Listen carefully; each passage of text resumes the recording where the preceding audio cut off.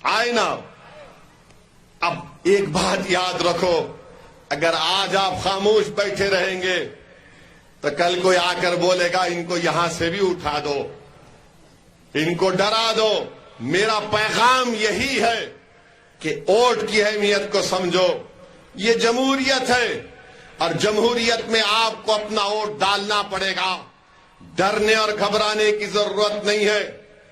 जीत हार का फैसला तो जमीन व आसमान का खालिक करता है, मगर हमारा काम कोशिश करना है। अगर आप बोलेंगे या अल्लाह अल्लाह बस को कामयाब कर दे, आमीन सब बोलेंगे, फिर वोट डालते खत बोलेंगे मैं डाला तो इन्हें जीतता क्या, फिर दुआ कहीं करे। दुआ करे तो निकलना, घर में मस्जिद में दुआ करते अल्लाह मेरे हालात को सुधार दे, तो अल्लाह भी क्या बोलता, तू जा मैदान में, मैं तेरी मदद करूंगा, मगर तू अपनी दुआओं को भी तो आजमा ले। तुम दुआ करके निकलते, उसके बाद अबे क्या होता कि भाई कैसे हालात होते कि हालात नहीं बदलने वाले। तुम जिस दिन वोट डालना शुरू करोगे हालात बदलना शुरू हो जाएंगे। तुम जिस दिन वोट डालना शुरू होगे अंधेरा छटना शुरू होगा। तुम जिस दिन वोट डालना शुरू होगे जालिम बोलेगा कि अब ये लोग उठ रहे हैं, जालिम में डर पैदा हो जाएगा। जिस दिन तुम वोट डालना शुरू करोगे तुम्हारे इलाके बस्ती में तरक्याती काम शुरू हो जाएंगे। तुम जिस दिन वोट डालना शुरू करोगे कोई तुमसे बेइज्जती नहीं करेगा। तुम जिस दिन वोट डालना शुरू करोगे कोई हिजाब के नाम पर मेरे बच्चियों के सर से पल्लो नहीं खींच सकेगा। तुम जिस दिन वोट डालना शुरू करोगे तुम अपनी एक ताकत को पैदा कर दोगे, तुम लीडर बन जाओगे। ये काम आपको करना है मेरे गयूर नौजवानों। ये लड़ाई तुम्हारी है, ये लड़ाई मेरी भी है, मगर मेरी जिंदगी कितनी बाकी अल्लाह जानता है। मगर फ्यूचर तुम्हारा है, मुस्तकबिल तुम्हारा है। हम नहीं चाहते कि हम जो अपनी जवानी में तकालीफ उठाए वो तुम उठाओ। इसीलिए तुम्हारी जवानी को, तुम्हारे बुढ़ापे को, तुम्हारी औलाद को तमाम चीजें मिले जो हमको नहीं मिली, क्योंकि हमारे पास सियासी ताकत नहीं थी। हम सिर्फ 50 साल से वोट डालने वाले बन गए, वोट लेने वाले नहीं बने। जब इलेक्शन आता ये बात बोल दी जाती सेकुलरिज्म को जिंदा रखो। अरे कौन सा सेकुलरिज्म जिंदा है? मैं संविधान के आईन के सेकुलरिज्म को मानता हूं, मैं सियासी सेकुलरिज्म को अपनी जूती पे भी नहीं रखता हूं। संविधान के सेकुलरिज्म को, कॉन्स्टिट्यूशनल सेकुलरिज्म को मानता हूं। अब आप देखो ये कौन सा सेकुलरिज्म है कि कल देश के वजीर आजम प्रधानमंत्री मोदी कह रहे कि जब आप वोट डालेंगे तो बजरंग बली का नारा मार के वोट डालना। आप बोलो ये कौन सा सेकुलरिज्म है? तो आज क्या हुआ? आज मैं देखा कि कांग्रेस के जो कर्नाटका के प्रदेश अध्यक्ष है डीके, क्या नाम है? हाँ, डीके शिव कुमार, उन्होंने ये बोल दिए कि अगर कांग्रेस सत्ता में आएगी तो हम और हनुमान मंदिर को बनाएंगे। बोलो आप, अगर मैं आज खड़े होकर तकरीर में बोला पूरे कर्नाटका के गरीबों और मजलूमों तुम 10 तारीख को वोट डालने जाएंगे तो पहले अल्लाह अकबर का नारा लगा के बटन दबाओ, तो ये पूरे मीडिया वाले बोलेंगे ओ ओवैसी उधर लेके चले गया। तुम्हारे पापा बोले तो कुछ नहीं बोलेंगे, पापा बोले ना कल, मीडिया वाले गूंगे हो गए। नहीं उन्होंने बोल सकते, ओवैसी नहीं बोल सकता। फिर डीके बोल रहे अगर कांग्रेस पावर में आ गई तो हम इतने मंदिरा बना देंगे। वीरप्पा मौली कांग्रेस के बहुत बड़े लीडर, लॉ मिनिस्टर भी थे यहां पर भी, दिल्ली में भी, उन्होंने बोले नहीं बजरंग दल पे हम नहीं लगाते बैन। अब ये जितने हमारे लोग हैं, इनके कांग्रेस के चमचे, ओवैसी साहब हम लोग आप बैन कर रहे। मैं बोला पागल है, मेरे को चॉकलेट दे रहे, तुम मेरे को लॉलीपॉप दे रहे। बोले तुम्हारी गाजर की पुंगी कांग्रेस की बजा ले, खुश हो जा तो जा। आज वीरप्पा मोइली क्या बोले, नहीं लगता बजरंग दल पे बैन।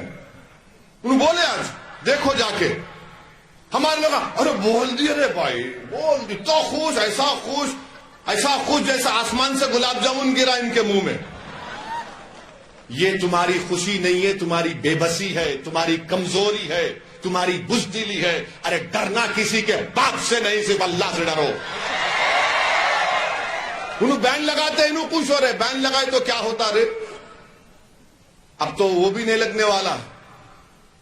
डीके शिव कुमार बोल दिए कि हम इतने मंदिर बनाएंगे, हनुमान मंदिर।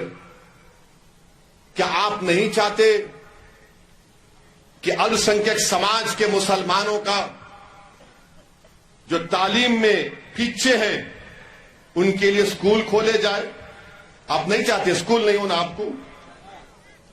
और क्या आप नहीं चाहते कि कर्नाटका में, आपको जानकर हैरत होंगी कि ऐसे कई बच्चे हैं जो क्लास 2 और क्लास 3 में हैं, मगर उनको पढ़ना लिखना भी बराबर नहीं आता।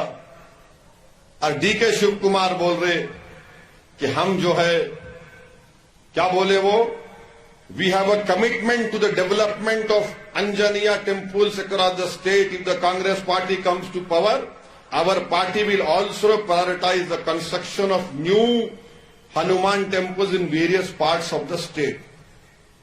अब आप बोलिए, ये सॉफ्ट हिंदुत्व नहीं है तो क्या है? ये सॉफ्ट भी नहीं है, हार्ड हिंदुत्व है ये।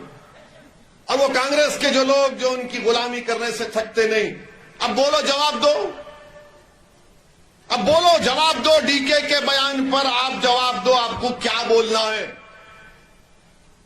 मुझे तो गाली देते ना, खैर मुझे परवाह नहीं है, तुम क्या गाली देते दो मेरे को। तुम बी टीम बोलते मुझे, सी टीम बोलो, डी बोलो, ई बोलो, एफ बोलो, क्या बोलते बोलो। तुम अलीफ बेते से जीम चीम है कै सब बोलो, मेरे को कोई फर्क नहीं पड़ता, क्योंकि मेरी रिज़्क़, मेरी इज्जत, मेरी जिल्लत का मालिक तुम नहीं हो, अल्लाह है। बोलो तुम कितना बोलते बोलो, तुम थक जाएंगे, तुम्हारी जबान थक जाएंगी, तुम्हारा वजूद खत्म हो जाएगा, तुम्हारी नस्लें खत्म हो जाएंगी, मगर असदुद्दीन ओवैसी जब इस दुनिया में जिंदा भी रहेगा और जब जाएगा तो अल्लाह मुझ जैसे लाखों लोगों को पैदा करेगा, देखना तुम। अब आप बताओ, अब जो कांग्रेस की वोट डालने को बोल रहे हैं, अब वो क्या बोलेंगे? कर्नाटका में 92% तीसरी क्लास के, क्लास 3 के बच्चे दूसरी क्लास की किताब नहीं पढ़ सकते, और खाली 3% बच्चों को एक्सेप्टेबल डाइट यानी वो खाना मिलता जिनके लिए इनको जरूरत है। मगर अब मुकाबला क्या हो रहा? देश के वह प्रधानमंत्री बोल रहे कल वोट डाल रहे तो बजरंग बली का नाम लेके वोट डालो, और कांग्रेस पार्टी बोल रही हम इतने मंदिरा बना देंगे। अरे बच्चों का क्या होगा जो खाना नहीं मिल रहा, जो किताब नहीं पढ़ रहे? इन्हों बोलते नहीं ओवैसी मुसलमानों की बात करता रहे। मैं कहां बात कर रहा हूं मुसलमानों की? मैं तो गरीबों की बात कर रहा हूं, कमजोरों की बात कर रहा हूं, मजलूमों की बात कर रहा हूं, खवातीन की बात कर रहा हूं, दलितों की बात कर रहा हूं, आदिवासियों की बात कर रहा हूं। अब बोलो ये कौन सी जबान में ये लोग बात कर रहे? डीके और मोदी। डीके मोदी नाम अच्छा है, कांग्रेस को गुस्सा आएगा। डीके एंड मोदी या डीके मोदी ये बोल रहे आप, कैसे वजीर आजम है? मगर मैं आपको एक पैगाम दे रहा हूं, जब 10 तारीख को जाएंगे ना वोट डालने, तो आप क्या वोट, कैसा बोल के वोट डालेंगे? नहीं, आप बोलेंगे जय हिंद। फजर की नमाज पढ़ना, मस्जिद में दुआ कर लेना अल्लाह से, अल्लाह आज हिम्मत दे मेरे को अच्छा फैसला लेने के लिए। दुआ करना कि अल्लाह ऐसा फैसला ले कि शैतान को शिकस्त हो जाए, बातिल को शिकस्त हो जाए। और जब पोलिंग बूथ में जाएंगे तो जय हिंद बोल के वोट देना। और जब तुम वोट देंगे तो वोट देने से, अल्लाह बख्श को मंदरिस को वोट देने से पहले उस बच्ची को याद करो जिसके सर से हिजाब छीनने की कोशिश की गई। वोट देने से पहले उन बच्चों को याद करो जिसको स्कूल, गवर्नमेंट के स्कूल में खाना नहीं मिलता। वोट देने से पहले याद करो कि महंगाई मोदी जी ने बर्बाद कर दी गरीबों को। वोट देने से पहले नौजवानों याद करो तुमको नौकरी नहीं है। वोट देने से पहले याद करो कि कीमतें आसमानों को छू रही हैं। ये सोच कर वोट डालो, तुम्हारा फैसला अच्छा होगा।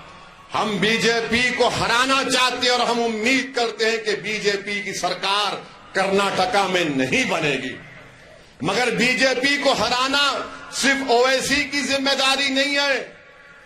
तुम जिता रहे बीजेपी को, मैं नहीं जिता रहा हूं। लोकसभा के इलेक्शन में एक एमपी जीता कांग्रेस का, डीके के भाई जीते, बाकी के पूरे हार गए। मैं नहीं लड़ा। बीजेपी की सरकार इसलिए बनी क्योंकि कांग्रेस के 16 एमएलए मोदी के गोद में बैठ के चाय पी लिए। मैं नहीं बोला जाके चाय पियो। अगर मेरे से पूछते तो मैं उनको बिरयानी खिलाता। अगर वो वेजिटेरियन थे तो वेजिटेरियन खिलाता। मगर मेरे से पूछे ही नहीं, डायरेक्ट चले गए पप्पा जी के पास। उनकी चाय पसंद आ गई उनको। मगर हम हमेशा मजलूमों के साथ थे, गरीबों के साथ थे, दलितों के साथ थे, अल्पसंख्यक समाज मुसलमानों के साथ थे। अगर कोई हिंदू पर भी जुल्म हो रहा तो वैसे उसके लिए बोलेगा। आज मैं एनकाउंटर के खिलाफ था और एनकाउंटर के खिलाफ रहूंगा। जिस तरह अब्बास को, अतीक को और अशरफ को गोली मार दी, आज मैं कह रहा हूं कि अनिल को भी गोली मारना गलत था। एनकाउंटर से रूल ऑफ लॉ कमजोर होता है, संविधान से लोगों का यकीन कम होता है। कोर्ट की क्या जरूरत है? सजा देना कोर्ट का काम है, गोली से किसी को सजा नहीं दी जाती। इसीलिए हम कह रहे हैं कि आपको मुत्तहिदा तौर पर अपने वोट का इस्तेमाल करना है।